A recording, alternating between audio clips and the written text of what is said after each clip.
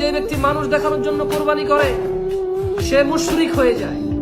যেই ব্যক্তি কুরবানি দিতে পারছে না, খারাপ লাগে কারণ মানুষ কি বলবে, সেও শিরিক করলো। আর যেই ব্যক্তি তার সামর্থ্য বেশি ছিল, বেশি দিছে, এখন সামর্থ্য কম, কম দিতে লজ্জা পাচ্ছে, সেও শিরিক করে। লজ্জা কার সাথে ভাই? কুরবানি আল্লাহর জন্য। আল্লাহ সামর্থ্য দিলে দিব, নালে দিব না। আল্লাহ সামর্থ্য দিচ্ছে, কুরবানি দিচ্ছি না, তাইলে এক কথা। আল্লাহ সামর্থ্য দিছে 5টা দিব, 5টা। আল্লাহ সামর্থ্য দিছে 10টা দিব, 10টা। একটা দেওয়ার সামর্থ্য দিছে, একটা দেব। সামর্থ্য দিছে একটা গরুতে 1 ভাগ নেওয়ার, 1 ভাগ দেব।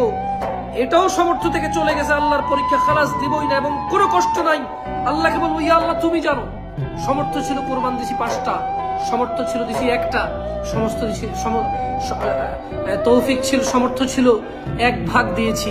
আল্লাহ এবছর সেই সমর্থনে তুমি নেকি দিয়ে দিও, কারণ তুমি জানো।